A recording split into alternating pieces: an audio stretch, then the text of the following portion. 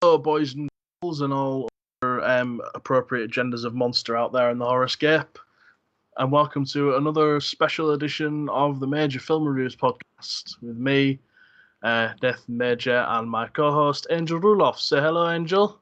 Hello, Angel. Again, I get caught by that every month. We have to now. We can't just stop that now. I'm going to change it next month. I'm going to say something different, I'm sure. I do actually kind of expect it to be changed and be like, what do I say now?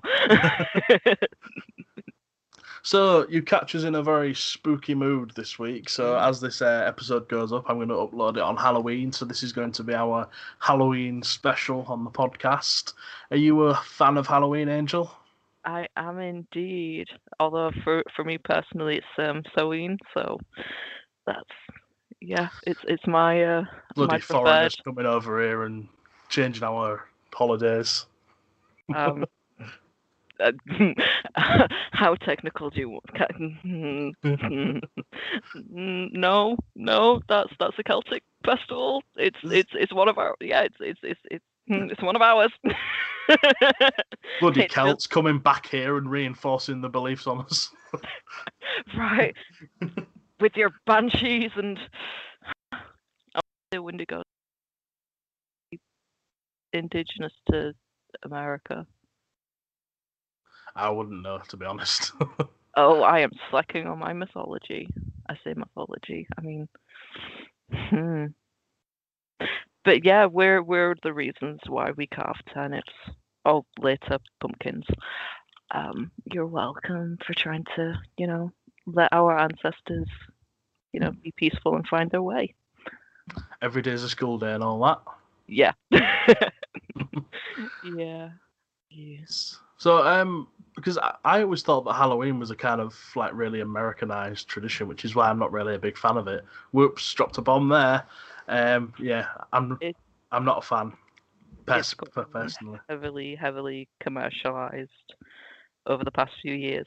Like growing up in Holland, we didn't do Halloween at all whatsoever. We just saw it as like an American TV thing. Mm.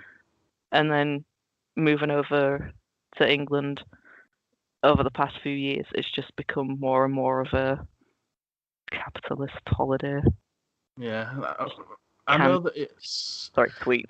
it kind of it goes back to like pagan traditions, doesn't it? And Yeah. All Hallows Eve kind of things like that. Mm-hmm.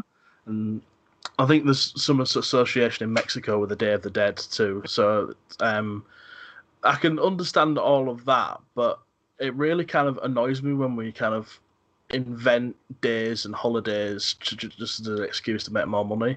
And it's usually things that come over to Britain from America, like Black Friday, as well, which is another one. Which is like we don't celebrate Thanksgiving, so why do we take part in Black Friday? Of course, I know the answer is because it makes people money, but ostensibly, like I don't think we're far off from having Thanksgiving coming over to the UK.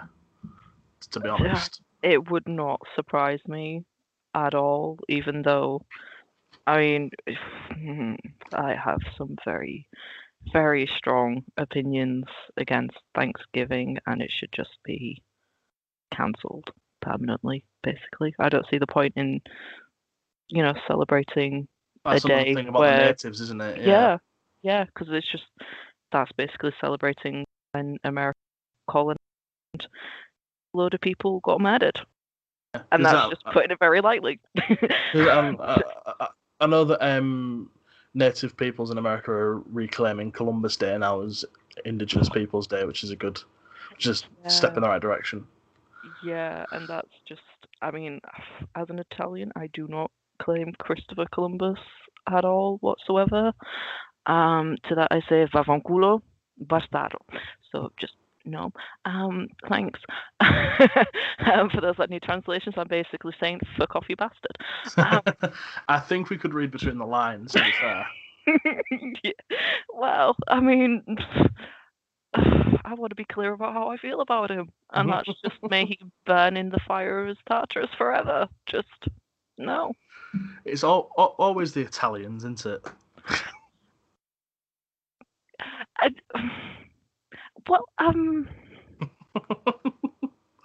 I mean, we could ask Boudica what her opinions are about the Italians Yeah, in good old. general. But anyway, we veer far too often. We do general these pop. We could just, loop around and mean like the horrors of history versus Exactly. the horrors of Halloween. Let's Well, go from no. one nightmare to one on Elm Street. Well, the horrors of history will always be worse than the horrors of the big screen. Let's be honest, because some really bad shit went down in history. Like throughout all of history, history is basically just one long timeline of endless bloodshed. Yeah, basically. One long timeline of endless misery, despair, and then we pop up at the very end to make it worse somehow. Yeah, yeah. It's kind of like a franchise, isn't it? Where it's just like, oh my god, this horror scene is absolutely atrocious. This time it's personal. Yeah. History 2, Electric Boogaloo. Oh, in short, yeah. But one thing that Halloween has brought us is it usually brings us around the new crop of horror films every year. This seems to be like Christmas has a lot of big tentpole releases. Halloween has the big horror releases, a lot of which leave a lot to be desired. But there is still quite a well, not to say quite a lot. There is a lot of really good horror films to enjoy over the Halloween period. I've been reviewing a few on my website, majorfilmreviews.com, cheap plug, over the last few weeks, as well as the whole Hunger Games series, which isn't really a horror film series, but I watched it, so I thought I'm not going to let those hours go to waste. Yeah. So, do you have any prevailing opinions on the horror genre? Are you a fan of the horror genre? You were a proponent of the horror I scene? used to be. In my younger years, in my teen years, I used to be very, very big on horror films, but I've kind of become a little too, shall we say, sensitive to certain aspects. I don't know how much detail is too much detail, but it just kind of hit a little too close to home. I'm like, yeah, I can't watch this anymore. Nope. So I kind of go with more the children's section with pretty much everything now. Stay safe. Well, there is still a hell of a lot of great stuff to be found in the children's section. I mean, Goosebumps is pretty cool for you know. Yeah. There was a film version of that made a few years back with Jack Black. Jack Black's always fun. Yeah. So. It was a pretty decent film. I actually really enjoyed it because I think who hasn't really read the Goosebump books? I mean, I want to ask that, but then it's just like maybe it's just the people I knew growing up where it's just like it's a rite of passage. You just grew up reading Goosebumps and Roald Dahl. I think, to be fair, Goosebumps was a very it's a little bit before my time, so it's probably like prevalent to a certain generation. But I certainly remember reading Roald Dahl. I loved Roald Dahl as a kid. I remember the Magic Key, I think it was called, series with Chip, and it was a little kid called Chip and he had a dog, but that was like school books. I remember seeing a few Goosebumps books floating around as a kid, but never, not literally. That would have been fun. Yeah. I mean, with the librarian Winnie, it wouldn't surprise me. God, yeah, that library was a bit threadbare, wasn't it? I once requested a book there in year 7, and I was still waiting for it in year 11. So yeah, that doesn't surprise me, to be honest. It probably is still on order to this day. Probably it's probably lost in the systems somewhere. Yes, like a librarian will be like, "Oh, this got requested, but it was from like 2001. Oh, it's on sale for 99p. Yeah, why not?" Even though the old library from my school has now been demolished, it's probably still in the system somewhere. Mm-hmm. Oh yeah, I keep forgetting that got torn down. Yeah, it's a brand new school now. Yeah. With a new library as well, and the library's pretty central, so it's just like right in the middle of the school. Huh. Yeah.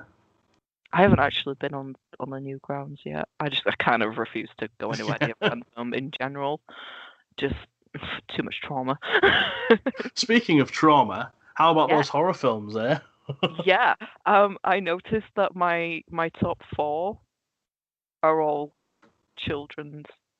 Well, actually, no. The only that there's one that I would consider like late teens at best, Mhm. maybe. Everything else you could watch with your kids. I mean, not young kids, but All of mine are pretty.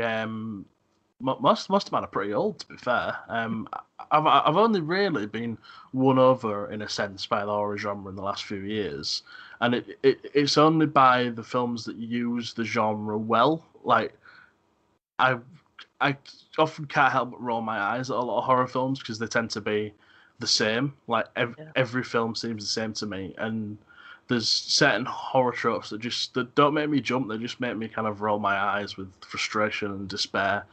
Because Mm, like, for instance, jump scares. Like it's not it's not a good way of scaring someone. It's a good way of startling someone, and yeah. it's not the same. It's like the really great horror stories for me are the ones where like the things you're making up in your mind scare you a lot more than what. So the things on screen are just suggesting things to you, and you're doing the rest in your head. Mhm. That's the really powerful horror stuff. Yeah, 'cause it's using your imagination to sort of imagine the worst. Yeah, So it's making you do the work for them in a sense, but in the worst but also best possible way. yeah. To me, a perfect horror story would be where you never see the monster, Yeah, because what you can't see is always scarier.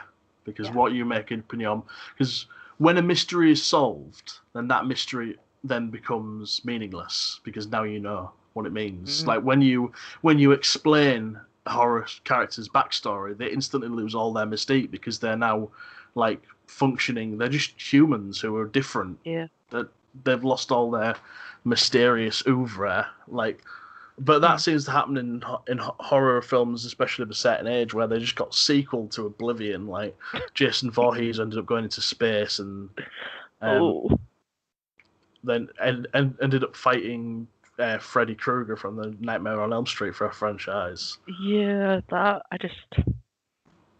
I could not get into any of those. I mean, generally, although I enjoy certain horror films, they never scare me because I've Mm, always kind of had this disconnect of I know this film's not real, therefore it can't be scary to me. yeah. This kind of thing in my head where I'm just separating. Like I can still enjoy it and recognize where the scary things are supposed to be happening, but there's still a Mm, certain amount of disconnect between like that. I know that this is not real, so it can't scare me. yeah. Which I suppose makes me a terrible customer for horror films because that's kind of their bread and butter. But it's Hollywood's sort of bread and butter, I think. Because when you look at things like Japanese horror, I think they go more psychological than Yeah, if like if you jump go the scares. psychological route, it can definitely Mm, creep me out and get under my skin, mm. but not to the like extent where I'm like checking behind doors and like um checking cupboards to make sure there's no murderers about. Uh, oh, see, no, there's certain times where I hear a specific noise, Mhm. and if you've got old boilers, I think you know exactly what noise I'm talking Yeah, about. And I'm just like, oh no, I'm I'm about to get like eaten alive or something, aren't I? I'm just gonna find a woman just standing over my bed screaming at me, and I'm just like, that's it, I'm gone. you should be so lucky. I mean, the way this month sorry, the way this year has gone, yeah, please. Like there's that sort of meme where it's just like, can somebody take me out on a date or with a gun? Either's fine. That's this year. the I think a lot of reactions to horror films are generational as well. Like I remember my mum telling me a story like I sat her down and made her watch Nightmare on Elm Street, which she watched when she was younger, and she told me the story. She watched it with a friend of hers, and she made her friend go to the toilet with her afterwards, because she was too scared to go on her own. And then I watched it, and it's just so ridiculous that it's funny. And my mum was like sat there behind the pillows as Jason not Jason, Freddy cut one of his fingers off and green blood comes out. It's like, this isn't scary, it's hilarious. What's going on? There was one scene in like an alleyway where his arms stretch out, and apparently that's really freaky. I was like, no, that's hilarious. Yeah, the only thing that I can remember from watching that film is Johnny Depp being swallowed by a bed. Yes. Which, again, I wouldn't say no. You definitely would say no to Johnny Depp being in your bed. Am I right? I want to argue that, but he looks like he'd be a great cuddler. He does. He does. And he's a decent singer, so it'd just be like, please, lullabies. Although, having said that, Tom Felton, have you watched Babysitter's Guide to Monster Hunting? No. I don't know what it is about Tom Felton, but like his bad guys they make me feel a certain way, and I'm not angry about it. And I'm like, okay, you can sing me to sleep. See, I will always look at Tom Felton and just see him as Malfoy. Right, like... that's what I thought. But then watching Monster's Guide to Babysitting, no, wait, that's a dyspraxia. Just switch those words around. Monster's Guide to Babysitting. That would be amazing. That would be a great film. The Yeti Babysitting. If you ever hear this, please do that version. But like, he's not exactly the biggest of villains, really. I mean, what exactly is it that he's doing that is so incredibly evil and thoroughly corrupt? And it's just like, well, because he asked the kid, like, sorry, spoilers, I guess. He asks the kid where, because he's trying to get a kid to fall asleep so he could have nightmares. And he asked the kid, it's just like, okay, well, what do you need to fall asleep? And I'm like, a bad guy that actually asks a kid what their needs are. All right. I mean, is that really such an evil thing? Blurring the lines here, I don't like this, but I do. And then he tries to sing the kid to sleep, and it's a bit of a creepy song, but it's not like, I want to say it's not nightmare inducing, but it is trying to be nightmare inducing. And I'm just like, nope, you can sing me to sleep, please, thanks. Yeah. I think the worst kind of singing in horror movies is when you get like choirs of kids singing nursery rhymes. For some reason, that's just always creep me out. Like, I don't know. I just imagine like the twins in The Shining. It's like again, going back to Nightmare on Elm Street. There's a moment in that where there's like there's the skipping rope around 1, 2, Freddy's coming for you, and that's probably the creepiest moment in the film for me, where the kids are just kind of skipping rope, singing about Freddy Krueger. Yeah, I think the creepiest things about horror films for me personally, kids singing, especially like slow and eerie, and I'm just like, okay, well, I'm about to die. Let's just say kids are the creepiest things. Kids in general just terrify me, but it's more the whole thing of responsibility. It's not the kids themselves, it's just the responsibility, fear of failure.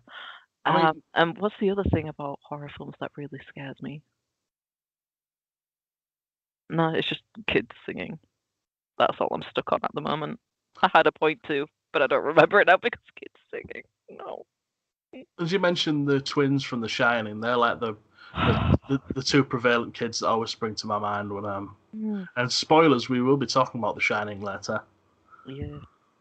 But they're a really good example of use of kids in horror films, just to kind of play their kind of innocent facades to be creepy. Yeah. It's a really clever move. I think it's the thing of they're meant to be the innocent ones, like, capital trademark, the innocent ones, and they're not. And it's just like, that's the terrifying thing of how can something so sweet and innocent be so like evil. I mean, there's pure and innocent, pure evil, and it's that contrast. It's so unsettling. I can't really think of any other. I suppose another good use of a kid, and it's not necessarily a horror film; it's more of a thriller. But there's the kid in The Sixth Sense as well. People. He's really creepy. Yeah, just Haley Joel Osment was absolutely amazing in that. Well, he was a really good child actor, but he hasn't really done much as an adult, has he? I mean, I can't say I blame him with how like Hollywood essentially turned on him. Yeah, but he was also in AI, wasn't he, with the Steven Spielberg film? Yeah, that was one of my favorite films.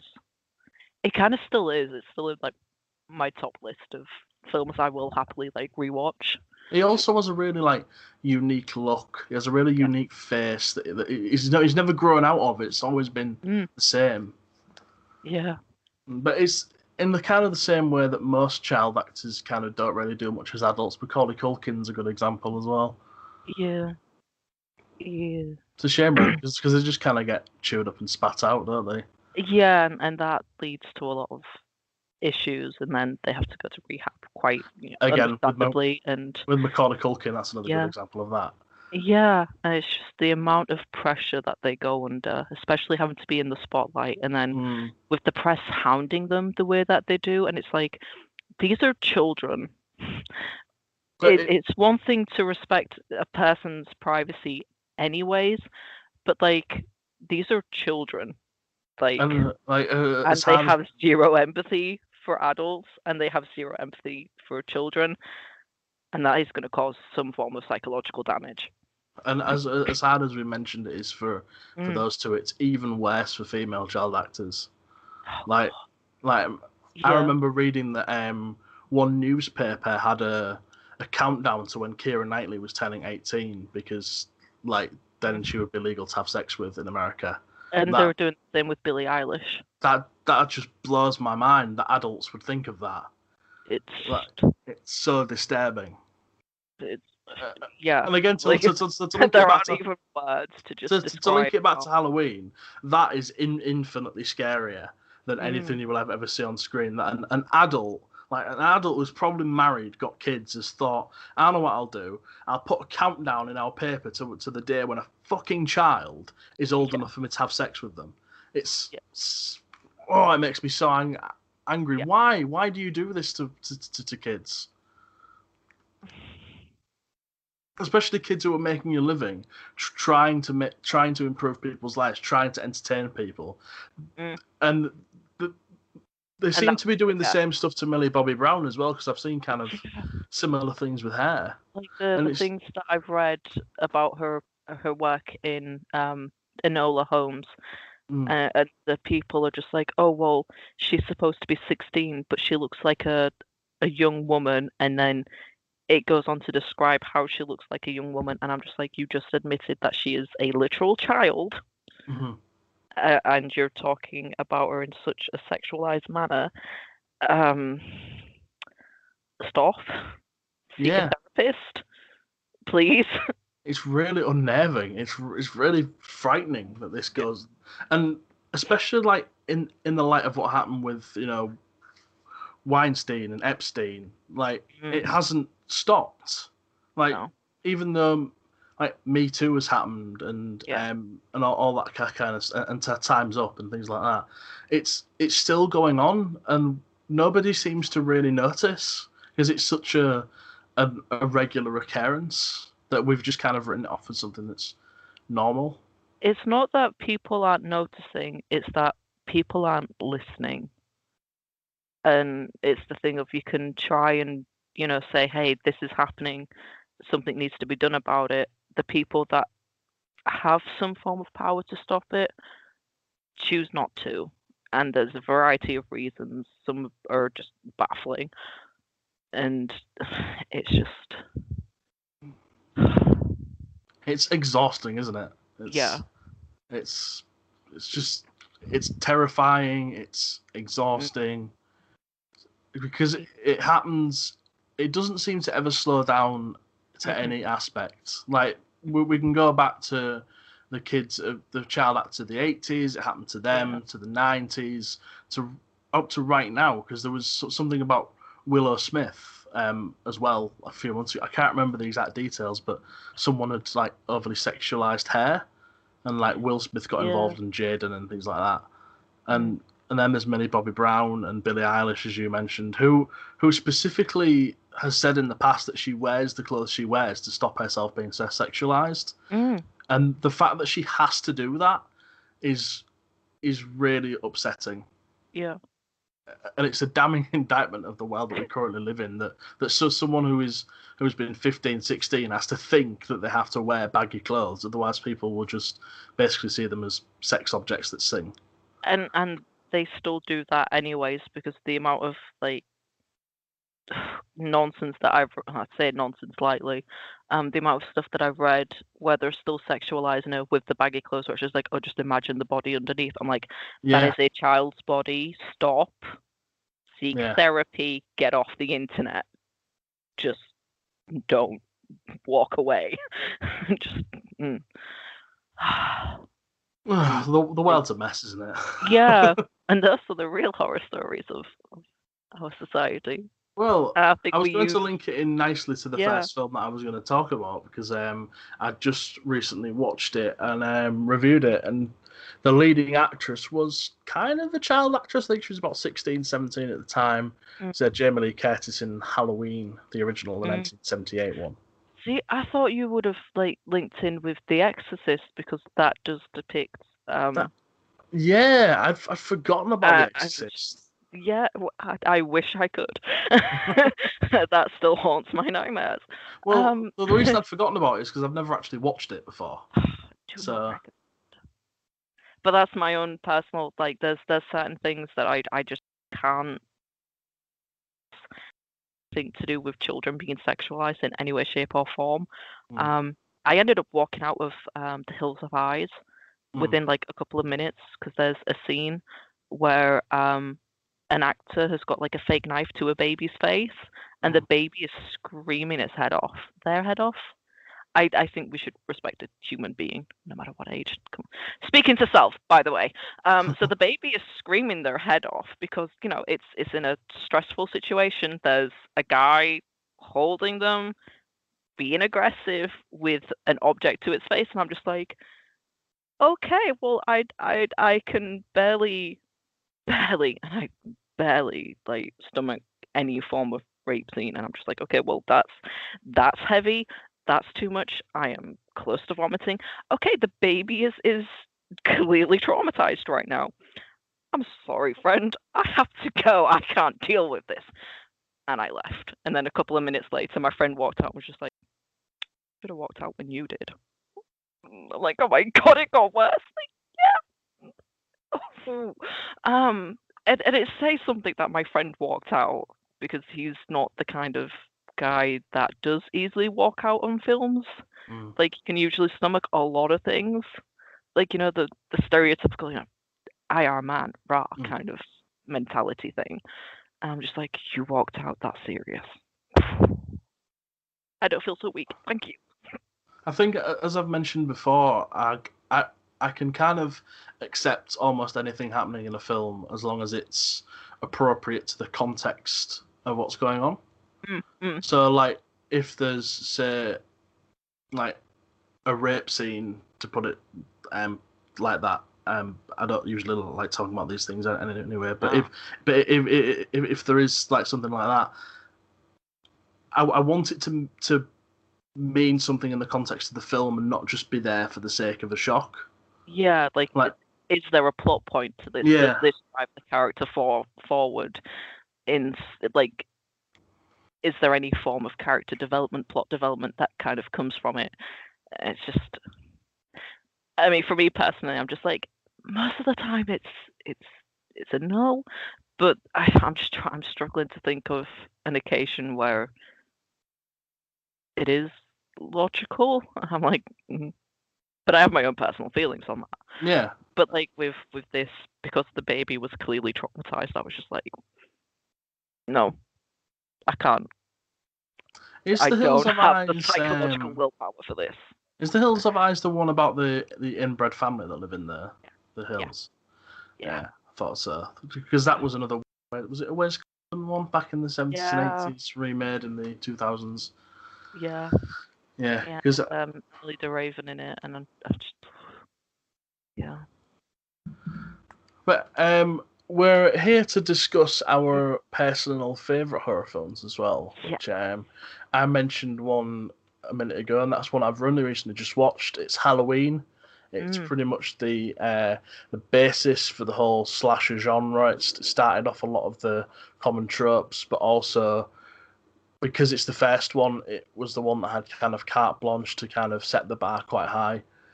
It has an incredibly tense atmosphere about it, and the execution of the main character of Michael Myers is almost perfect. I'd say that we see him a bit too much towards the end, but in the earlier shots when you're just kind of seeing him from a distance and he's just kind of a figure with a blank face, that's really effective. But it's when you're seeing him kind of close up that he loses a bit of his mystique. Yeah. I think as a film, it's a great example of the genre from a director who's obviously quite well versed because it was a John Carpenter film, and he's obviously done The Thing and The Fog and God knows what else. So he's obviously very well versed in building atmosphere, which is something that I think is very key to a horror film. Is an atmosphere, almost an oppressive atmosphere. If you've got a real feeling of dread around your film, then you're onto a winner, I think. Yeah. Yeah. So, what's the first one you wanted to talk about then? Well, I misunderstood the this week's assignment.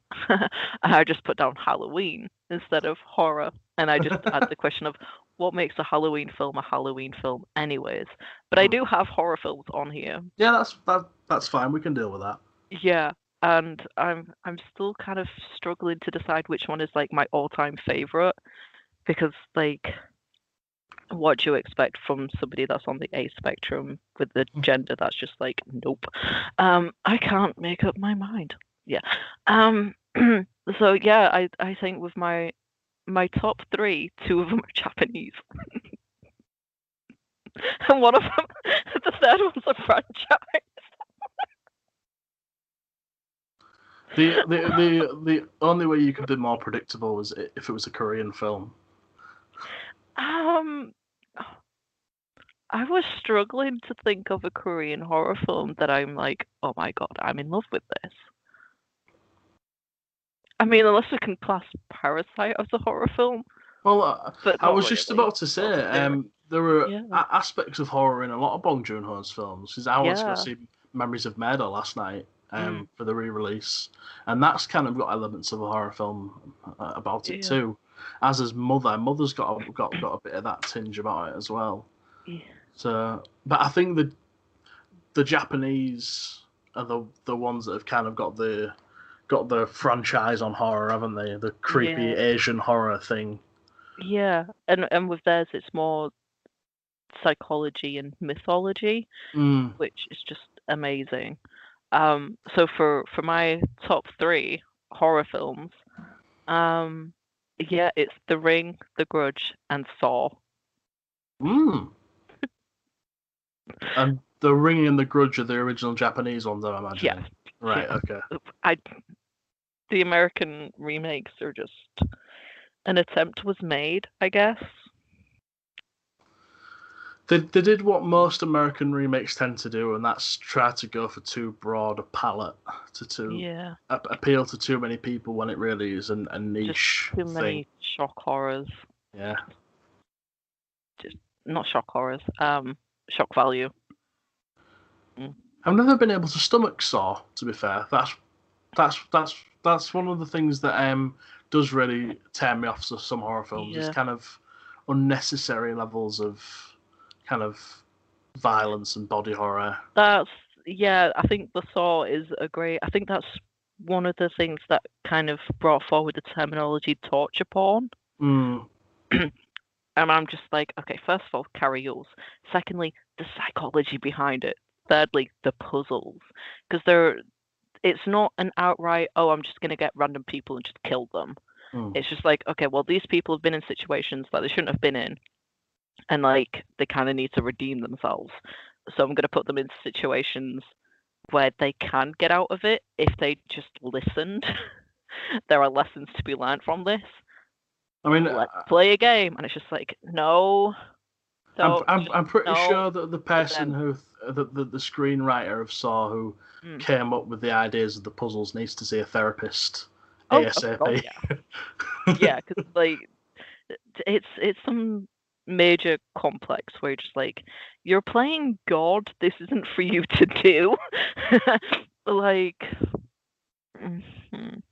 but it's they're the kind of films where you can watch it and then rewatch it and be like, oh wait, if they actually just stopped what they did there and they did X, Y, and Z instead of A, B, and C, then that person could have lived. Oh, if you listen to the puzzle, the riddle again, you'd have been able to do blah blah blah. And there's a hint there, and then there's the backstory of, I want to say, Gideon. What is his name? How many times have I watched these films and I cannot remember the character names? Is the Saw franchise a lot like a lot of other horror vehicles where the kind of sequels with diminishing returns? Do you think? Because some of the sequels, it is quite heavy on the backstory, and you're just like, oh, so that's why he did it. And I'm just like, is Gideon his name or his son's name? And this is also a thing of like, my recall issues are just getting worse. This is why I need to have notes on everything. But again, that could really take away from how effective the Jigsaw Killer is. The more that you know about him, the more he seems kind of rational. Yeah, and that in and of itself is a bit of a problem because you end up empathizing with the villain, and you're just like, this should not be happening. What? And I think that kind of sets a different angle on how terrifying things are, because it's that thing of, oh wait, the real monsters are the people that smile at you. And Right. it's that thing of like, because there's that thing of like the villains are always like absolute monsters, but in reality, like when you look at serial killers like Ted Bundy, he was a charmer. He went off his looks, where he's just like, oh, I'm good looking, I'm innocent, let me lure you to my den, kind of thing. But that's a And characteristic of psychopaths is a charming personality because it would be really easy to spot a psychopath if they weren't. Yeah. Basically, so it's a defense mechanism. And with the Saw franchise, like the guy's just, at first glance, he's just an average guy that's just, he's lost his kid, he's lost his wife, and he's dying of a brain tumor.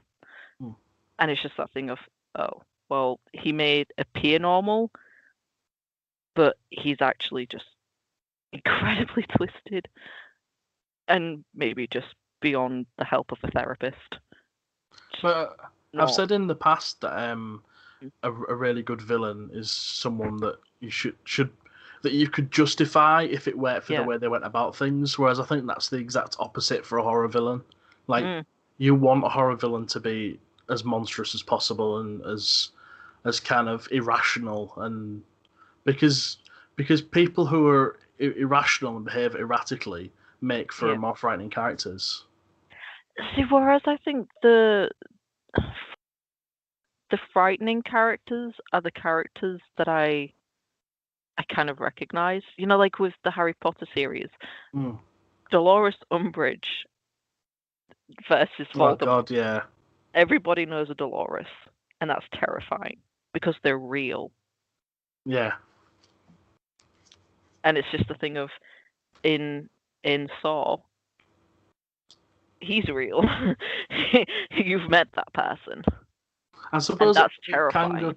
It can go both ways depending on how you're looking to make your film function. Because I think it works if the villain is just a complete monster, if it's like a slasher film. Yeah. Because it's not supposed to be a character; it's just someone that kills people.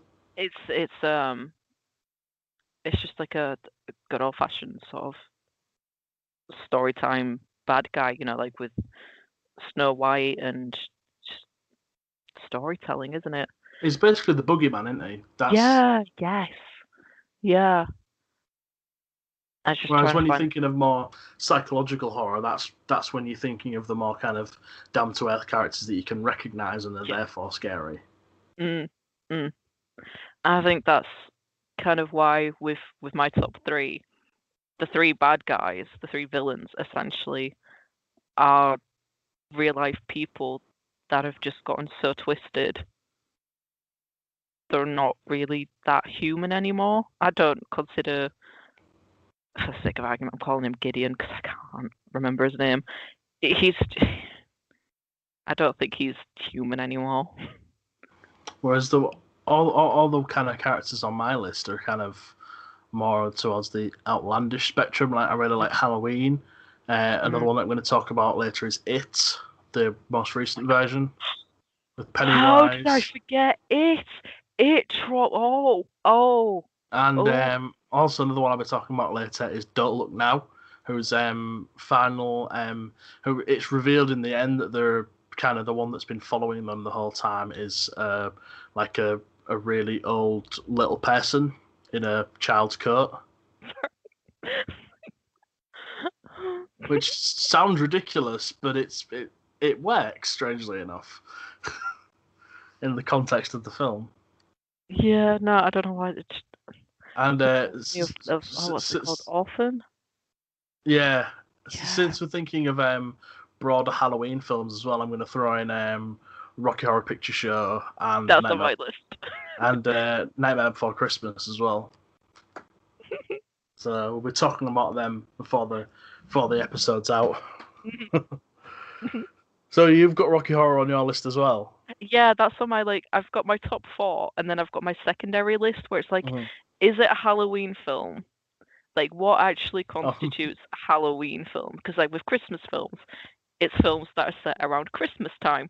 Because there's that great debate of, is Die Hard like an actual Christmas film, or is it just a film that's set around Christmas? It absolutely is a Christmas film. Because I still haven't watched Die Hard. I need to, but I haven't. My definition of a Christmas film is a film in which Christmas is an element of the plot, or is some element of a subplot or something like that, and like it has involvement in the story. Whereas Right. not as opposed to like a story that just takes place around Christmas. Because in Die Hard, basically the lead story going in is that John McClane has a big present that he wants to take to his daughter for Christmas, but he gets caught up at Nakatomi Plaza. But there's also the thing of like, can that be exchanged for if it was her birthday? It could be, but it's also more effective that it is Christmas as well. Yeah. But like I said, I haven't actually watched that film yet, and I need to, so I don't have any opinion on it. Well, to me, I think a Halloween film is it's more fluid. As I've always said, if you want a film to be a Halloween film or you want a film to be a Christmas film, then it's a Christmas film, then it's a Halloween film. Okay. It really doesn't matter. Because I rewatched The Addams Family, and I was horrified to discover one thing. The film that I thought was the original film, the first film, even not the original, but the first film, is actually the sequel, and I'm like, oh, the sequel's actually better than the first film. The first film starts off around Christmas, and it's not central to the plot at all. It's just you hear people singing a Christmas carol. It's just there to set the scene of, oh, this is around this time of year. It's a time marker.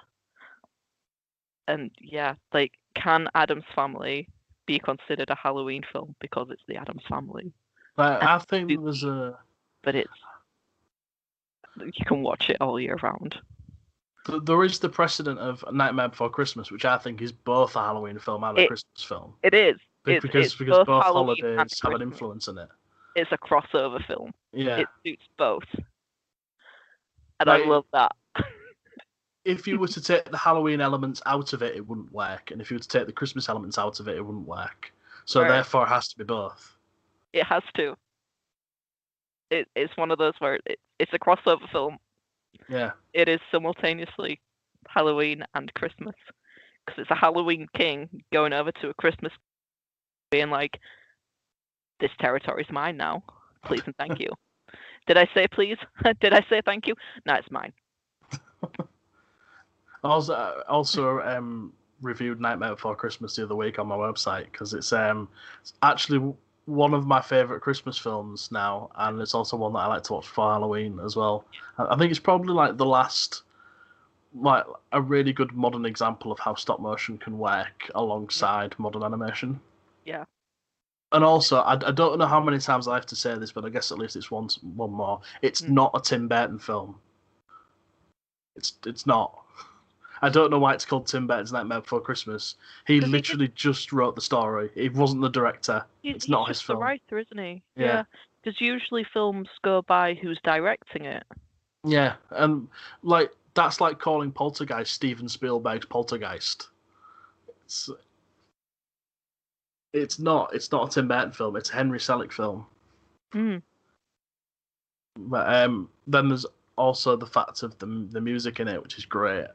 Yeah. That's oh my Danny God. Elfman. Yeah, I was like, it's either Zimmerman or Elfman. I'm like, is it Zimmerman or Zimmer? Hans Zimmer. Zimmer. Yeah. Danny Elfman's also the singing voice of Jack Skellington as well. So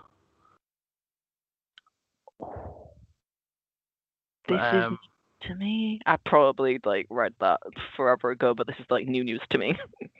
Honestly, I could also got first introductions all over again. I'm just like, oh, new information. Oh, this is in my notes from 3 years ago. Well, it's news to me now. It's also contains one of my favorite villain songs of all time, and that's Oogie Boogie's song, which is fantastic. And the fact is, not many people seem to realize that it's a Disney film too. Yeah. So technically, that's a Disney villain song, and it's one of the best. It's not quite as good as Hellfire, which is still the best Disney villain song, and I will fight anyone who says otherwise. But I'm not fighting on this one. Usually, I'm just like, oh, like not fighting on this one. It's Hellfire, then Be Prepared. They're Hellfire, Be Prepared, Poor Unfortunate Souls. They're the top three. Yes. I mean, that's. Oh wait, is because that's basically Scar, Ursula, and Frollo. Yeah. Yeah.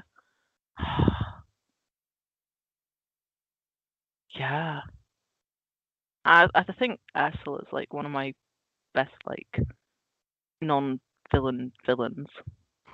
Like, I don't care what people say. Ursula was right. She had a point. She's not a villain.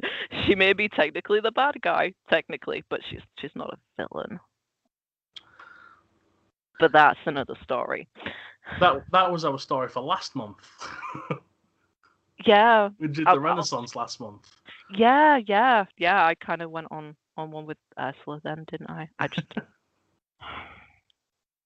But even then, I love her. Okay, I will declare my love for Ursula. Right, that's just. Then again, you could link these villains into Halloween as well, especially for Frollo, because he's like a really devious, chilling villain. Another one of those villains that you've met the guy.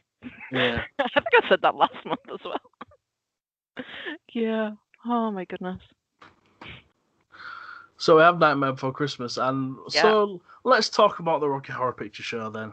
Let's talk about that. Is it technically Halloween, or is it just because it's not really a horror? I mean, if you want it to be a Halloween film, then it's a Halloween film. I mean, it's great all year round, but it is most popular around Halloween because of the dress up element, I feel, and because it's a bit sci-fi fantasy-esque, and aliens trying to take over the world. Well, most Halloween films are different to Christmas films, and they can be enjoyed all year round because horror films generally don't have a timestamp, even if they are based around Halloween. But they are better to be enjoyed at Halloween, and I think this is one of those films that you can better enjoy around Halloween. Yeah. And it's just, did I mention Tim Curry? Just. I've yet to meet a single person who doesn't like Tim Curry. I mean, how can you not though? Because I mean, Tim Curry is I mean, he was Frankenfurter. He actually played Pennywise. Although, controversial opinion alert, I think the newer Pennywise is better. I haven't brought myself round to watching that yet. I got into a very, very bad depressive state earlier on in the year, and I'm just like it traumatized me. One of the reasons why I am absolutely terrified of clowns is because of Pennywise. Tim Burton did a number on me. Like, oh, Tim Burton? not Tim Burton, Tim Curry. Tim Curry. That'd be a very different film. Apologies. But it was just like, Tim Burton terrified me of clowns. Tim Burton, men in corsets and fishnets. Tim Curry. And high heels. Did I say it again? You did. You said Tim Burton again. Just the thought of Tim Burton in fishnets and heels is. I mean, that's a picture. That's a picture in itself. But like, I just, those heels, the fishnets, the corsets. It's become such an icon of Halloween now as well, because they still have the midnight screenings. People dress up to go see it. And one thing that I will say is, if you ever get the chance, go and see the stage show, because it is the most fun you will ever have. It's an incredibly good night out. I went to go see it last time it was near me. I went to go see it twice in the same week. I'd originally booked to go see it early in the week, and I had so much fun that I went back later in the week again. Because I wanted to see it again. It's so good. I wanted to see the run where it had basically Duncan from Blue in it, because that's the one that I saw. He was really good. Really good. He was my favourite in Blue, so I was just like, Duncan in lingerie, yes. It also has my favourite of all time was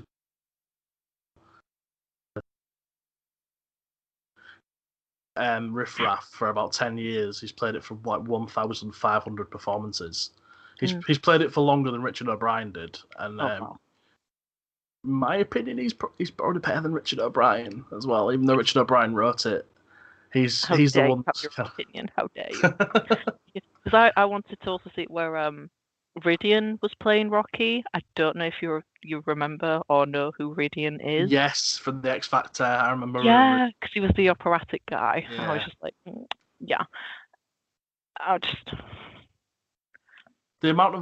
remember the first time I went to go see Rocky Horror.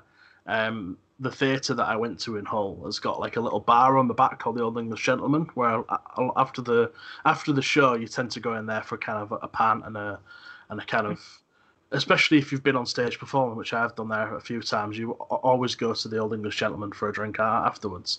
And as I was passing, I was going to see Rocky Horror, so people were dressed, and there was a guy in like his 70s dressed as Rocky.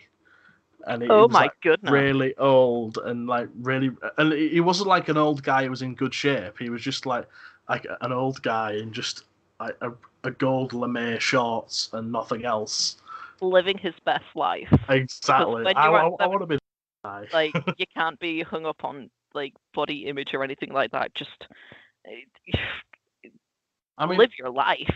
I was going to go as Frankenfurter, but I was going to go as Frankenfurter, but I couldn't find a corset big enough or heels big enough for me.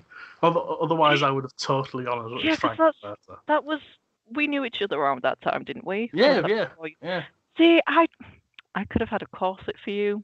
I don't know about heels, because like I'm only about, I think size is A. I'm still Euro. I'm a size 41. What does that convert as? Auntie Google, tell me. I'm a size 15 in the UK, which is about a size 50 in the EU, I think. I feel like such a hobbit. I'm only but a small bean. I think the best thing Rocky Horror gave to Halloween is the time warp, though, right? Yeah.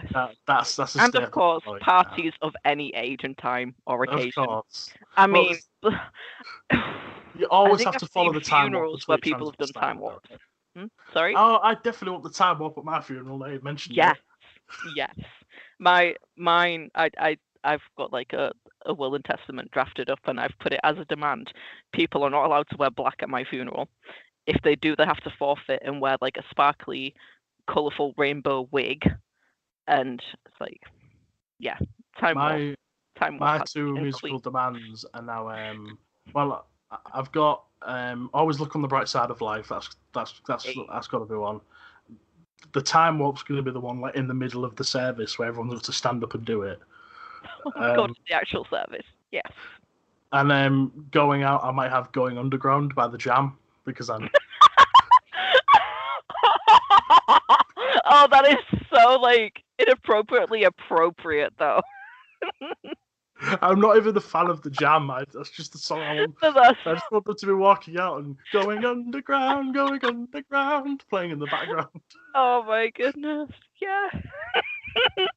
Oh, that's brilliant. I also want someone to.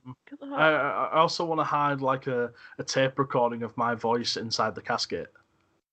See, what one of the things played during kind of like debating about, and it's an option where it's like somebody has to be in the back, like dressed as a reaper. Oh my god, I really miss my therapist right now. And or somebody has to just like run into the place, like dressed as the doctor with a sonic screwdriver, and just make some sort of a scene where it's just like, oh no, I'm too late, and just mourn for me. I mean, in an ideal world, like if my funeral could have an extravagant show budget, then I would like conceive somewhere well like they could use my body as a grotesque puppet and make it dance or something. No, just get a hologram.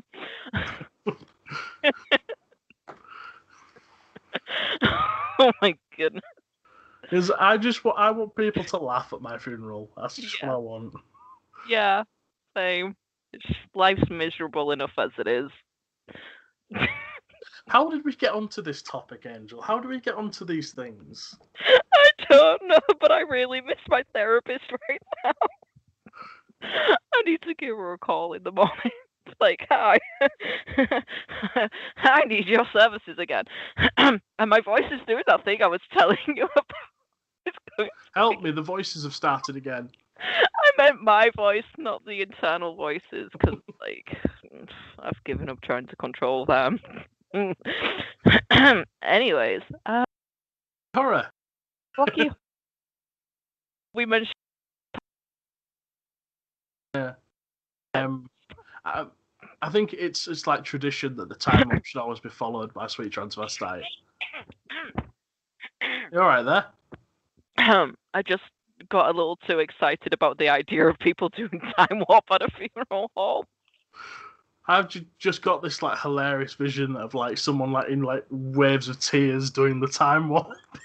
It's making me laugh. And then just like the doctor just bursting through the doors going, "This isn't fair.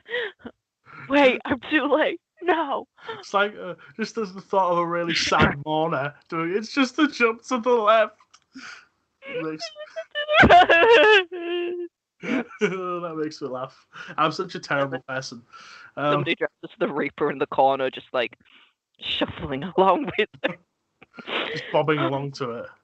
Yeah. I also want them to like have a, you know, when you toss the bouquet at a wedding. I want to do that on my. Oh. Because whoever catches it, it's their turn next. Shall join me. I'm such a terrible person. It's just like a note on the bouquet saying, "I saved you a seat."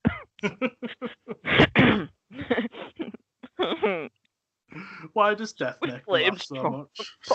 Like, I would actually be that asshole where it's just like, "I saved you a seat," and then just like drawings of flames on the bottom. We're such terrible people. I'm going to hell. You are too. Anyways. So, yeah, Rocky Horror, Halloween classic. Just. I'm definitely going to rewatch it this week before Halloween. Yeah. And then, but another thing that you get in the stage show, which you can't get with the film, is the heckles. Have you ever had the heckles for the stage show? I mean, which version? Well, there are kind of universal ones, like Yeah. when Brad's name's mentioned, it's arsehole, and when Janet, it's sluts and things like that. And two of my favourites is during one of the narrator's first speeches, he comes up to a line which is heavy, black and pendulous, and before that you shout out, "Describe your balls." Heavy, black and pendulous. Oh my. Which is really funny. And then the second, these are both ones that I've done at the show, and like they always kill. And the other one is when Riff Raff opens the door, he's got like a really creepy hello, and you just shout out, "What's your favourite Lionel Richie song?" Hello. Oh my goodness. Oh my god, I really need to get me to a live show. I keep missing out. Other good ones include after Janet's line, "I don't like men with too many muscles," you shout out, "Just one big one." Just one big one. Oh my god, that took a while. Oof, that. I mean, it's like one of the only times when you're in like a theatre setting when shouting things at the stage is appropriate. In fact, not only appropriate but encouraged. Like, I wouldn't imagine shouting out "Describe your balls" in the middle of Les Mis would get such a great reaction. No, it would not. Like, I went to see Les Mis in January, and my God, I cried. I've seen it twice. It's great, isn't it? Carrie Hope Fletcher is just a goddess. Oh, did you see the staged concert version? It was Carrie playing it at the New Theatre. Yeah. Yeah, I saw it in the production in London. Yeah. Oh God, I can't remember what the theatre's called. Well, it's the Sondheim Theatre now. If you'd have seen it in January, it'd have just reopened because it was getting refurbished. Yeah, because they had the new not props. Yeah, the new set because it's basically a new version of the show. Oh, the gunshots! Oh, the kid! Oh, the little pup! Oh. Because they don't have the barricade, and well, no, they do have the barricade, but it used to be a rotating stage in the old version, which I saw twice. It was a rotating stage, and the barricade would come on from the wings. Whereas I don't think that happens in the new one because it's a new production. It moves across the stage. Yeah. Yeah, but from like kind of like a door, I guess. And it's just that the lighting was just exquisite. Did you get goosebumps during One Day More? Because every time I hear that, just hairs on the back of my arm stand up. Oh, my voice. Get it together. Like, yeah. I cried so much. That's one thing I miss so much is going down to London to watch a musical. I actually went a few weeks before the lockdown. I went down to go see Come From Away on the West End, and that was great, but not on topic. We're going off on tangents, which seems to be our trademark. We spend like 10 minutes talking about the subject that we actually want to, and an hour talking about other things. Right, shall we try a different format? Shall I just go through the list that I have? What is that? Let's just have a stream of consciousness. Yeah. So and what else do you have written down? About my voice, because as some listeners may know, I've officially been on testosterone for a year this month, and it's been increased. Yay! And as it's been increased, my voice is doing the weirdest thing. It's going squeaky. So at the beginning of the call, it's just like, okay, it's a bit lower than usual. I'm not used to this. And now it's just like, yeah, we're going back to the squeaky annoying phase. Dang it. So about this time next year when you tune in, it'll be two really deep manly voices you'll be hearing. Hello, I'm Nathan. Hello, I'm Angel. Welcome to the mission. Just two bassy voices. Yeah, just... Oh, wishful thinking. That'd be nice. I think it's more wishful thinking on my part than yours, to be fair. Excuse me, which one of us passes as an actual guy? Well, you haven't seen me on a Saturday night yet. That is actually a point. but still. So what else Yeah. is included on your list then, Angel? On your Okay. list of So on Halloween my films? actual, shall we go with my top four, or just like the secondary list where it's just like, are they technically Halloween films? But like, Yeah, whatever you want to talk about. so I'm gonna go with the second list. Mm-hmm. So on there's The Ring, The Grudge, Saw, It, Orphan, Carrie, Rocky Horror Picture Show, Edward Scissorhands, Ghostbusters, Oh yeah, The I'd Craft. forgotten about Ghostbusters. Good call. But The Craft, that's getting a remake, and there's a translation rap. I've not heard of The Craft. Well, what is that? It's witches. Witches. But it's teenage girls that are into witchcraft, and they kind of they're not the nicest of people. There's one line where a guy, I think one of the dads, where it's just like, oh, be careful, kids. There's weirdos out in the neighborhood, something like that. And I think it's Nancy that turns around and says, "We are the weirdos, Mister." And I'm like, yeah, because like my goth young self was just like, me. Like, nah, not really. But that's getting a remake, and it kind of looks a bit like anime girl, like magic girl, kind of sparkly, twinkly magic. Mm-hmm. And I'm like, I'm hoping this is just like the advert, and they kind of done a bit of a Sonic where it's a bit like, this is a bit too Twilight sparkly, YA kind of witchcraft teen. Well, where the original one is just like goth bad girls, like we are the weirdos, mister, and like edgy kind of thing, and it's a cult classic. as we all know, there are only 3 sentences in life: death, taxes, and anime ruins everything. Anime does not ruin everything. You take that back. I have got an anime on my side. Jesus, I know anime on my side. Don't go quoting Vines. I'll end up on another tangent. Right. So back to the list. Practical Magic, Nicole Kidman and Sandra Bullock as witchy sisters, burying an ex that was abusive. I'm like, yes. Go. Sounds good to me. Witches, Roald Dahl. The new one's out now, isn't it? Is that on Netflix? I haven't watched it yet. I think it is. It's Anne Hathaway. Yeah. Yeah. And there's a couple of other people that I'm just like, oh my god, I want to see it, and I can't remember who it is because did I mention? And Angelica Houston was in the original, wasn't she? Listen, Angelica Houston, just yes, because like original Witches, Addams Family, like.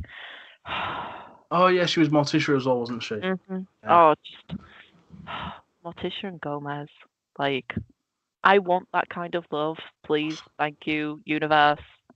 Let me find my Addams, please. I beg. Like, I didn't realize that the guy that for me. I didn't realize that the guy that played Gomez was the bad guy from the Street Fighter film as well.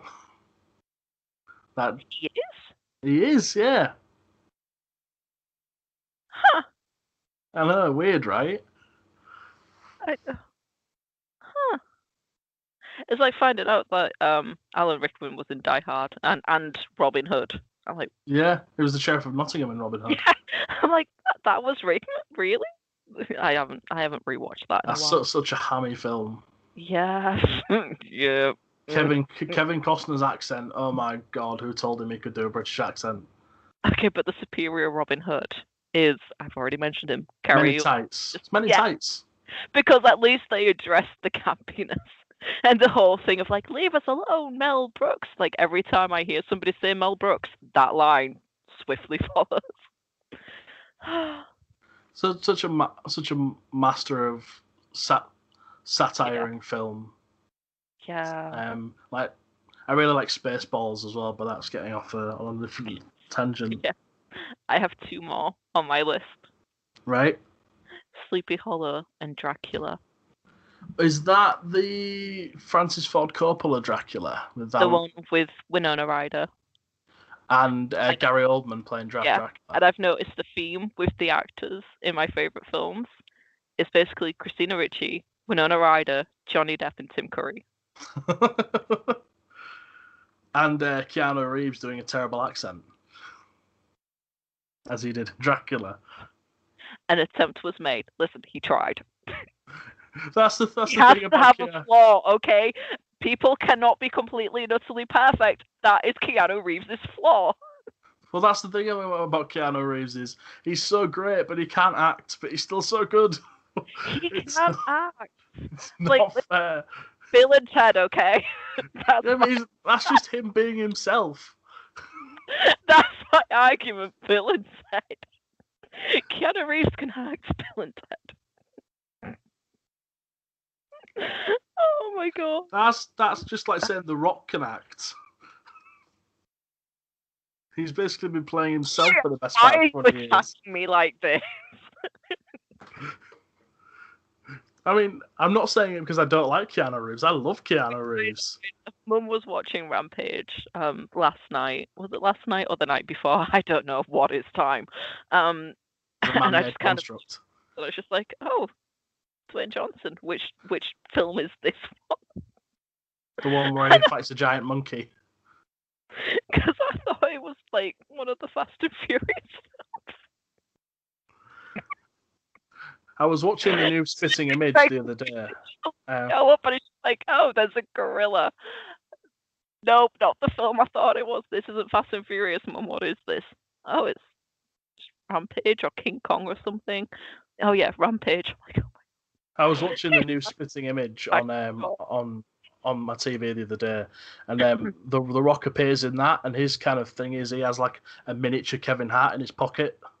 Oh, which is quite funny. It's the little Kevin Hart puppet in his pocket. Well, that's adorable. It was. I don't know how many times I have to take the piss out of The Rock. To be fair, to be fair, he's a really charismatic guy. He seems like a really cool guy. It's just I just wish he would play someone other than himself once in a while. See, I was gonna be like, okay, but what about The Mummy? What about like Star Trek? I'm like, but he was essentially playing himself. Well, because I'm of the opinion that there is something there that he can do more. Yeah. He's just doesn't want to, or hasn't been given the opportunity to yet. Yeah, I think he's just well and truly typecast because he does have the opportunity to, like, his comedic timing is brilliant. Because one of my favorite films of his is Game Plan. It's a Disney film of all things as well. Yeah, I've seen it. Yeah, so it's like his timing in that. I love it. He's just really funny, and he sings, plays guitar. He was also really funny in Jumanji: The Next Level, where he's pretending to be Danny DeVito. So he does have some range. He just needs to choose or be given roles that allows him to explore his acting. Well, I think looking at it from what I know, but obviously because he's at the stage in his career where he's producing the vast majority of the films he's in, so that tells me that he's the one who's making the choices to do these roles. Like, he's not being approached for them. He's the one that's creating, that's saying, like, I want to do this. Can you make that happen? But it's the thing of, is he sticking with what he's comfortable at and what he thinks his audience wants from him? Is he challenging himself? Probably not, but he probably also doesn't feel like he has to. Because he is like the highest paid Hollywood actor in the world. So obviously something's working, so why would he change it? Why fix what ain't broken? Exactly. But it will come to a point where that will stop working. Yeah, unfortunately. Especially since he's fast approaching 50. And even though he's in incredible shape, Father Time is undefeated. Unfortunately so. Anyway, nothing scarier than the inevitability of decay. The inevitability of entropy. Also known as my memory. I know I keep mentioning that, but it's getting to me. Oh, yeah. So you've brought a kind of wide variety of stuff to the yeah, table, where yeah. like It's a you bit talked about eclectic. It, which obviously Yeah. you were talking about the early '90s TV version, and Mm. the It I wanted to talk about is the 2017 and 2019 one See, with Bill Skarsgård. I really want to watch it, but because it traumatized me so much as a child, and I am still so incredibly terrified of clowns, like I got into a very depressive state at earlier on in the year, where I was just like, I felt so incredibly numb. I was just like, do I just watch this just to get some form of feeling back? Well, Which, I mean, who? Bill Skarsgård Pennywise makes Tim Curry look like a cartoon character. I can believe that because He's like I've seen gifs of him he's and incredibly creepy. There's apparently a like supercut his coming up. voice is just Yeah, and that thing he can do with his eyes, where he can put them in two different directions. that's actually real. Yeah, he can do that. That's a of his. Because I remember I thought that was just like because I an saw effect. Yeah, that and I was just like CGI has gone so above and beyond. This actually looks real, and it is. because there was a really cool like behind the scenes story I was reading where James McAvoy was filming Chapter 2 with him, and he was saying like how amazing the effects of CGI were that they could make his eyes do that thing. And then Bill Skarsgård said, "What do you mean this?" and did it in front of him, made him freak out. Oh my goodness! I don't think I've seen that. Yeah, but they're both. And I think the real genius of Pennywise, which Stephen King has to be really commended for, is he's a villain who is equally terrifying to anyone who will see him because obviously he adapts to your fear, and Yeah, that's he's like an interdimensional being that just adapts to eat fear, and that's a incredible concept in itself. yeah. And I Like think Stephen King, I really like Stephen King. I think his movies the movies of his books can tend to be a bit hit and miss, but him as a storyteller, yeah. he's got such a knack for finding new ways of making old stories seem fresh again. Yeah, because he's one of those where it's like write about what you know, and I'm just like, what do you know? Because Not only like that, there's but he's incredibly quick. yeah, He's a very prolific author. mm, At least about 2 or 3 novels a year, yeah, and they're not like hacked out cash-in novels. They usually have a consistently high mm, quality. mm. Just makes you think of what kind of life he has. Does he just sit in his shack and write all of his life? Essentially, yeah. Because he's talked about his writing process. He's given some really great advice on writing, where it's just like, um, oh, what was it about Muse? Because Terry used that in one of the modules last week, actually, in one of the lectures, where it's like the muse is basically the guy that lives in your basement, but you just have to go down and actually like do the work Mm-hmm. and like talk to him kind of thing. And I'm just like, that sounds like such a Stephen King thing to say, that the muse is in your basement. But it's the thing of like you have to basically meet them halfway, but you have to do the work and just like work through everything. Just sit down, start writing, keep writing, just do the work. But he's also fairly rigid on how he thinks writing works. Like he thinks there's a right and a wrong way of doing it, which isn't Yeah. necessarily shared by a lot of people. But he is an incredible, especially when you talk about Halloween, like the Mm. amount of like horror Yeah. stories he's been able to tell Yeah. that's so varied and eclectic. Like there's Carrie, which you mentioned. Was Yeah. that the 1970s film adaptation of it Yeah. you're talking Yeah. about? Because obviously there was the one with Chloe Grace Moretz a few years ago that wasn't as Which good. I have seen, but it's not very. Memorable. Yeah, I But think just. I think when I watched that, I was just like, and just waiting for something, and just, whatever. Carrie Stephen King's first novel as well. I thought he did one before that. It was his first published novel. I actually think he did write one before it, but Carrie was the first. And it's an incredibly kind of mature story for a new writer to tell. Especially because, like, he's a man writing about inherently women's problems as well, which I thought was quite interesting when I first read it. Yeah. Because, like, one of the scenes that really sticks out is a particular shower scene where I'm like... Yes, that's the one that I was thinking of. Yeah. And it's just that thing of that sort of cusp of everything changing. It's just does it really? But it's like, it does and it doesn't. I mean, it strikes me as a kind of brave decision for a male writer to make, to decide to write about that, because obviously he won't have any experience whatsoever about it. He's just kind of, I suppose some of it would have been research, I imagine, and things like that. Yeah, but like other amounts, because I'm like really, I think a lot of writers really struggle to write about struggles other than their own. But he managed to do it quite well and managed to play off that kind of theme of everything changing and surrounding it with her supernatural abilities, and to kind of indicate that they were linked as well was quite clever. But with that particular scene, to tap into the social taboo around, like, menstruating and everything, it's just like not far off. Because the amount of shame that goes with it, to the point where it is quite dehumanizing and just like, oh my god, I feel like an abnormality, I feel like a monster, and it's that thing of Carrie expressed that, I feel. But in itself, that's addressed in the story as well, because that's addressed through her mother. Yeah, the way like it's like an impure reaction or whatever. However, if she phrases it. Yeah.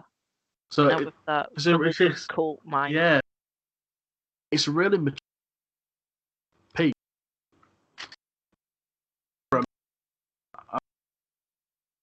assuming that it might have gone differently if it was a woman writing it. Yeah, because I think if it was a woman writing it, there would have been a piece about it being political, especially if it was written now. If a woman was writing that now, people would spin it to be like highly political and demonizing men somehow, and it's just, is it though? But I don't think the good thing about that story is that he doesn't frame it as anything abnormal in itself. Like he's making something taboo, and then using it as a character point, but also trying to normalize it in the same way. It's that odd thing of it's not quite. I want to say it's almost satirical to a point, but not in a How do I explain that? It's not satire in the sense of like it's funny, but in the sense of it's taking something that is a taboo when really it should be normal. It's like, look at how absolutely ridiculous you are trying to demonize and dehumanize something that is completely and utterly normal. Basically, what we're saying is Stephen King's a feminist icon. Did you see his tweets about his wife? No. It was during the whole, J.K. Rowling thing at the beginning of the year. And somebody, it wasn't directly linked to J.K. Rowling, actually. That's a different thing. My mind is just mushing the two events together. An article published about him and his wife donating a large sum of money or donating something to a charity, and Tabitha basically just kicked off as she should have. I just and he used his Twitter as a platform, where I think I still have the tweets. Maybe do I look for them? So basically, it was an indirect reference to like The Handmaid's Tale, where it's just like, it's interesting how I'm basically Stephen King and his wife. I do have a name. Wouldn't it be interesting if it was like of Tabitha? Where it's like Stephen of Tabitha. And I think he basically just handed his Twitter over to his wife and was just like, no, my wife has a name. Respect that. I think in the past few years he has been using his platform for causes like that. Yeah. Which is for someone who's as much a kind of icon of culture, it's a fairly, because there's a lot of people tend to kind of straddle the line so they don't lose any readers, whereas Stephen King's like, no, fuck that, this is what's right, this is what I'm going with. And it's refreshing in a way, but it's also something that we shouldn't be commending, because it should be what people do anyway. But it's one of those things of like, these are like the basic necessities, like the bare necessities. You're applauding someone for just basic human rights and basic human decency. Because the thing that I was mushing together was with J.K. Rowling. She said something about Stephen King respecting women, something in that line, and Stephen King was basically just like, yeah, because trans women are women, and she basically backtracked, deleted her tweet and likes and stuff. Yeah. So it's just like, thank you, Mr. King. I remember that she blocked him after that, didn't she? Yeah. Because she tweeted. Stephen King was just like, trans rights, people. Because she tweeted that she really respected him and liked his work, and then he tweeted her back saying trans women are women, and she blocked him. Yeah, yes. It's just what a glorious day. Don't even get me started on J.K. Rowling. We would never finish. Never finish this. Never finish this. In fact, maybe one day we will do a special podcast where we talk about these things in depth rather than just gleam off them. Yeah. That'll be like a 5-hour special. I have to break it into parts. Yeah. Yeah. So, moving on from Stephen King, I'm now going to talk about Don't Look Now, which I mentioned earlier.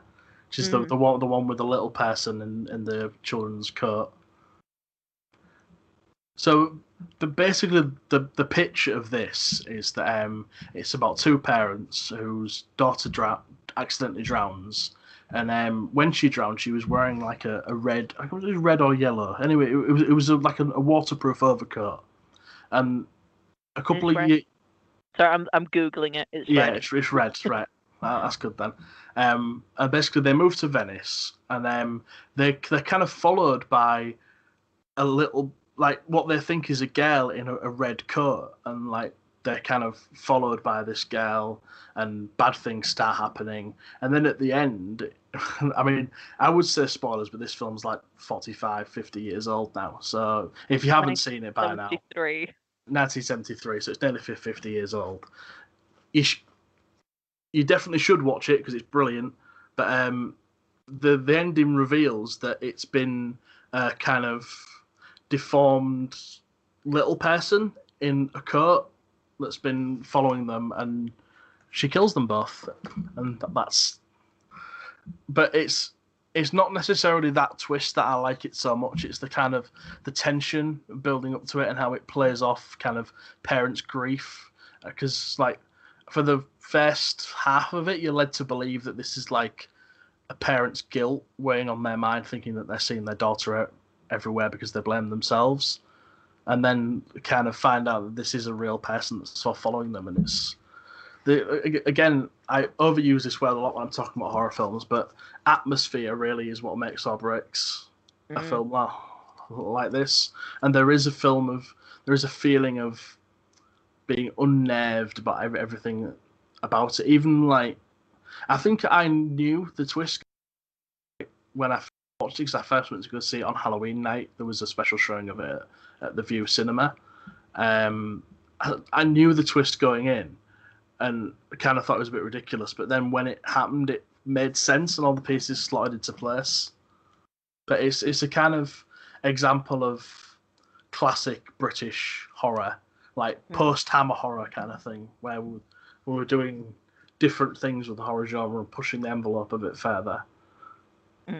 This is a pre-Exorcist world, but we're still kind of figuring out where the lines were, because there was also a fairly graphic sex scene in it as well, which was one of the first of its kind. I think it's the first example of a mainstream film showing oral sex on a woman. Oh my! Yeah, This is back in 1973, so obviously it was pushing definitely boundaries back then. yeah. Well, yeah. And even then, it's not like a really gratuitous scene. It's a scene intended to build the relationship between these two.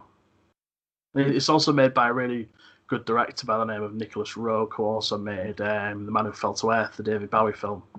Oh. That was his. In fact, I read a book recently by the producer, Michael. I want to say Michael Feely, but I can't remember his name. And it's a really good book. It's called, what's it called? Blade Runners, Deer Hunters, and Blowing the Bloody Doors Off, My Life in Cult Cinema. So I'd recommend that as a read if you're interested in that kind of thing. It details his experiences with directors, and specifically Michael Cimino, who is a nightmare, according to this, and Ridley Scott on Blade Runner. It's a very interesting read, and the parts about this film are very interesting too. And I just really enjoyed it. And it's not something typically I would enjoy, because as I say, I'm a bit I blow hot and cold with horror films a lot of times. Yeah. So I guess you could say it left you quivering with anticipation. I had to. You could say that. And then I was waiting for a moment to use You were waiting for it. You were lying in wait. Yes. I was like, is it an appropriate time? I'm pouncing anyways. And then for my last film, probably my favourite film, is one that I also covered a few weeks ago on my site. It's The Shining. Yeah. Like the iconic "Here's Johnny." Another Stephen King story. Yeah. A film adaptation that he doesn't particularly like. But I thought The Shining was somebody else. No, I'm thinking of which one is it? One Flew Over the Cuckoo's Nest. Yeah, that's somebody else. But still, but that is another very, very good film, though. Yeah, same actor whose name I am completely. Jack Nicholson. Yes. How do you forget Jack Nicholson? I forget my own name. To be fair, you do have multiple names to be working with, so. Was Jack Nicholson Joker? He was. Yeah, he was. He was Joker in the Tim Burton one. Yeah. Because I was like, there was Michael Keaton. Which version was he? He was Batman. Yeah. He was his Batman. So yeah, it's because basically Stanley Kubrick took liberties with the story and made it kind of his own thing, as opposed to a Stephen King story. But when you're talking about Stanley Kubrick, you're talking about possibly one of the greatest directors to ever live. I mean, not particularly a very nice person, but still a very talented director. But from like an artist point of view, looking solely at the artwork produced. Yes, which is actually what I went in depth to talk about in the Shining review, because I didn't really see any point in reviewing it straight laced, because everybody's reviewed The Shining, everybody loves The Shining, but I wanted to look at specifically kind of the methods used, and like I could never condone what he did, and especially to Shelley Duvall, who plays I can't remember her character's name, but she plays the mother. He did some horrific things, but he is still one of cinema's greatest directors, and this film is just another example of that. How he uses visuals, how he used a story to. He took a story that already existed and somehow made it into his own thing, which he also did with 2001, which is a novel as well. Made that into basically the blueprint for every sci-fi film ever since. In the same way that a lot of people still use elements of The Shining now as well. Yeah. It's a cultural touchstone of film. It's a cornerstone of horror, just in general. Yeah, because there's so many things that you can just take from it that have basically become so iconic and like tropes, I guess. Yeah, there are so many kind of memorable parts of it. There's the tracking shot of Danny on his trike through the hotel, which is an amazing bit of filmmaking. There's the twin girls, the maze scene at the end, which is so tense. The use of kind of a fluid reality of where you're not certain what's real, what's in his head, what's actually going on, who's real, what characters are there, and are kind of haunting him. Mm. And it didn't seem like cliche that most of these things were in his head, because it built into the bigger backstory of the hotel itself. Yeah. And there's been a lot of kind of deconstruction about its ending along the years as well. Yeah. Which, like a lot of like articles and a lot of like academic sources you can read on it. yeah, there are It's so been many analysed variables so to much. look at this film. So many Yeah. people have analysed this film frame by frame, which is why I didn't want to write a straight review of it, because my review would have just been, it's good, everybody knows it's good, read other reviews. You know, that's no use, no ornament. I wanted to look at it from an artistic point of view and look at whether you can justify enjoying the film whilst also simultaneously acknowledging the shortcomings of the creator. Which I think in the end you can, like, it is possible to enjoy an artist's work and not particularly like the artist. Like, I'm a big fan of the Beatles, but I didn't like John Lennon as a person. Like, I've there's multiple kind of ways you could look at it, and I think if you think that you can justify like separating them, then that's completely fine for you too. Yeah, because there's one thing to look at it with the whole thing of trying to separate the art from the artist is like the art will have been imbued with a lot of the artist's ideology, but there's also the thing of what angle do you take to look at it, and can you how deep do you analyze it? Yeah, because there's like some things that you can be like take a lot of issues with certain ideologies, and then it's just, I mean, there's it's very complex. Speaking very of complex. That, thinking of when I was doing my research after I watch films, I usually then go and read about trivia about the films to see if there's anything I can add into my review to make it a bit more interesting. And I discovered that certain people analysed Halloween as being a kind of fable about virtuous innocence and a kind of against underage kind of unmarried sex and things like that, because the people who were having sex before marriage get killed in the film. And there's an interesting interview with John Carpenter where he says, no, it's none of that. It's just a horror story. It's like, it's because some stories don't have any ideological kind of looks. They are just a horror story. And that specific, I think, especially in horror, there are times when it is just supposed to be a scary story. There is no deeper meaning to this. Yeah. And I think that's similar to when you're looking at something like Kubrick. Is there's, first of all, I don't think The Shining particularly has an ideology to speak of. I think it's a story about loneliness and psychological horror. Yeah. It doesn't necessarily have the only reason you know it's a Stanley Kubrick film is because it's made to within an inch of its life to be as perfect as it can possibly be. That's how you know it's a Kubrick, because he was a perfectionist. Yeah.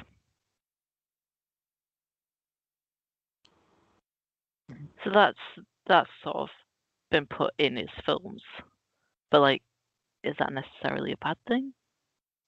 Well, it's that's how not you a negative trait of his personality, is it? I think being a perfectionist is a bit of a personality trait.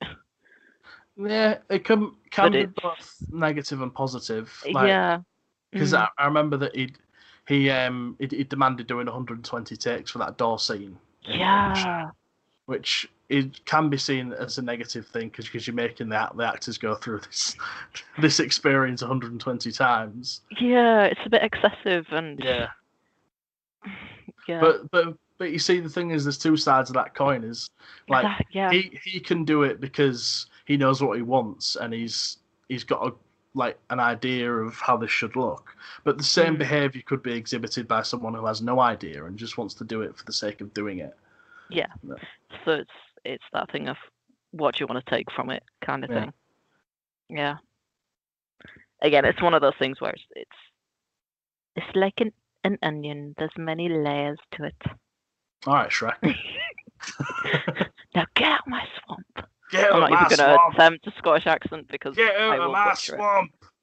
Thank you. So I think that brings us to a kind of natural conclusion of today's spooky, scary conversation in a way that it's not being particularly spooky or scary at all. Yeah, because I still have my top 4 Halloween films. Oh, of course. Let's. Yeah. So, what have you got? I have. Not. Are they in a particular order? They kind of. They are, but they aren't. So there's Nightmare Before Christmas. Mm-hmm. Which we've mentioned. Yeah.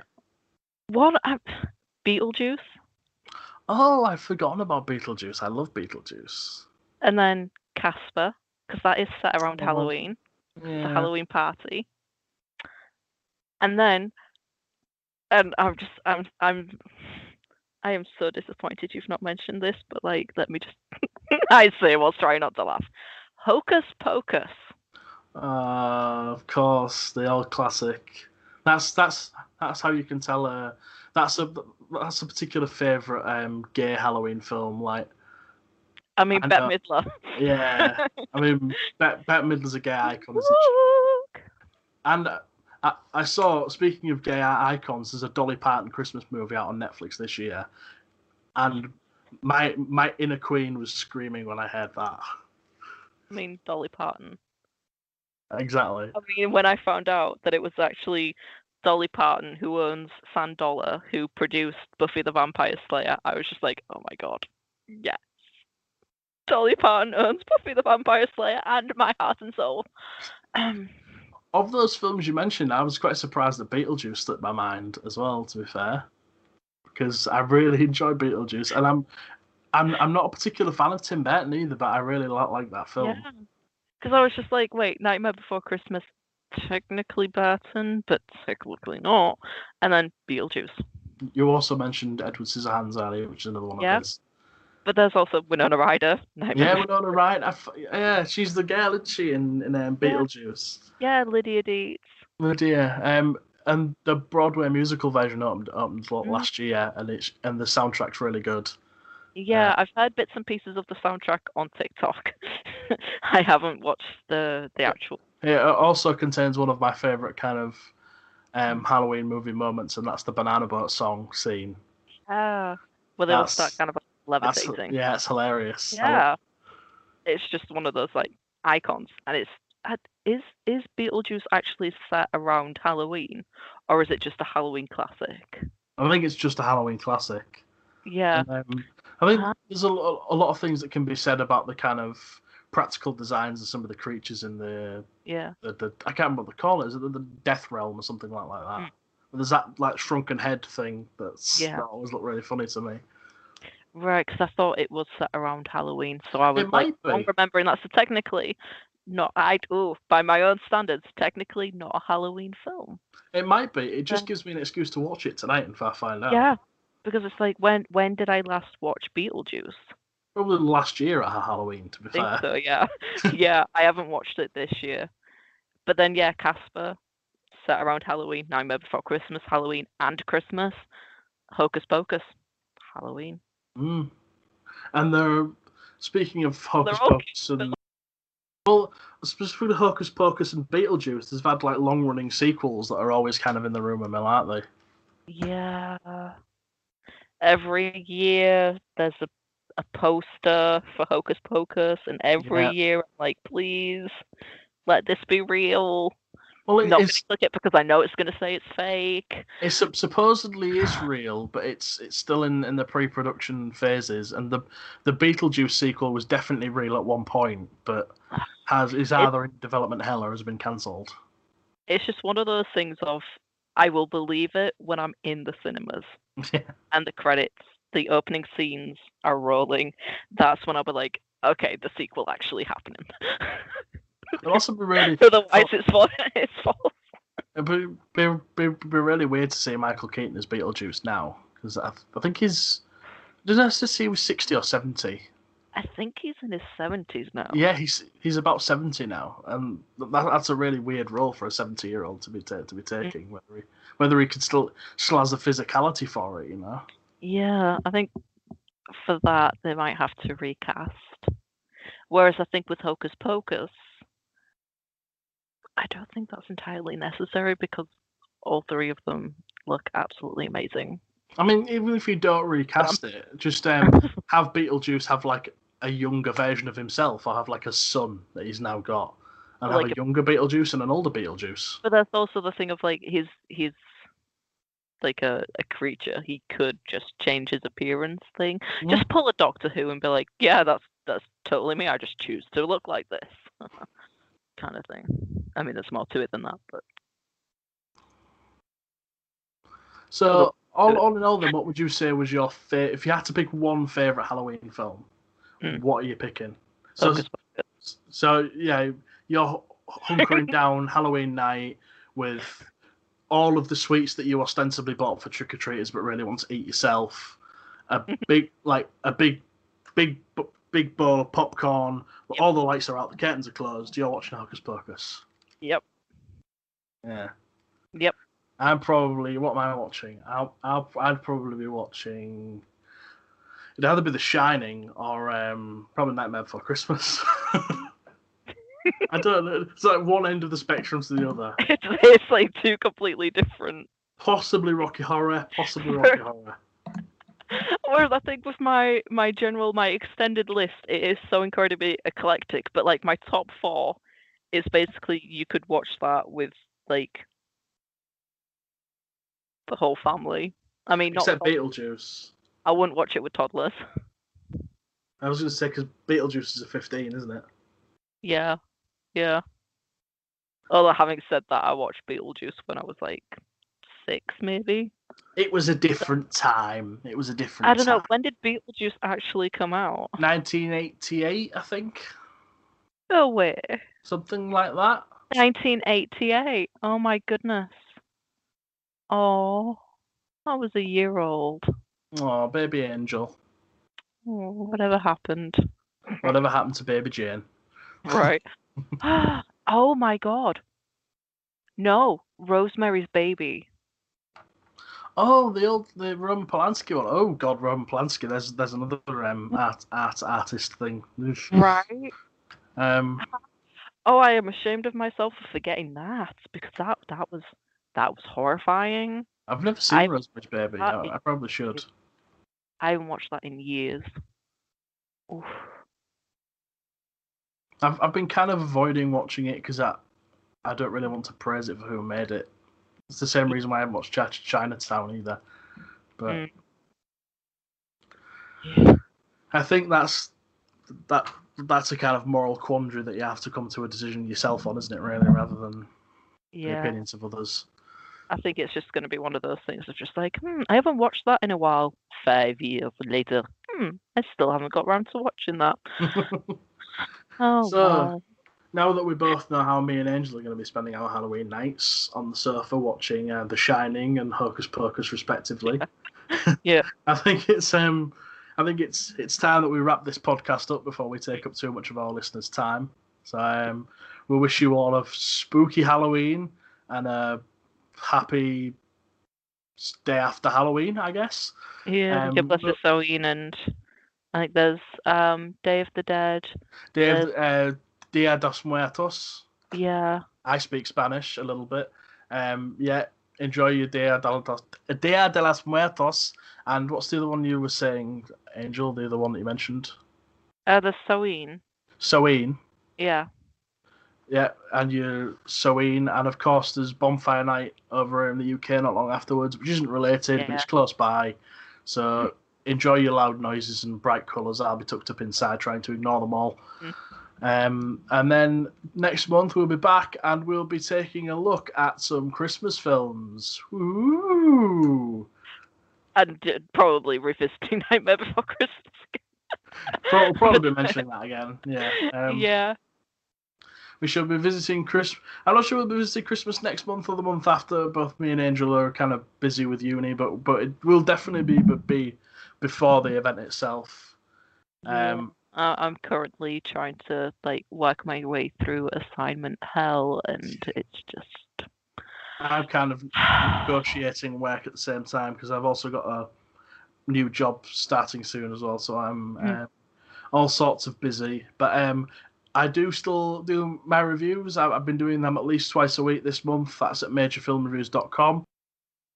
A new book of all of the reviews I did this year in the new year with all new cover designs. I'm having a new caricature of myself designed by my usual designer, Graham Musk. If you haven't checked his stuff out, that's Graham Musk Designs on Facebook. And obviously my website is majorfilmreviews.com.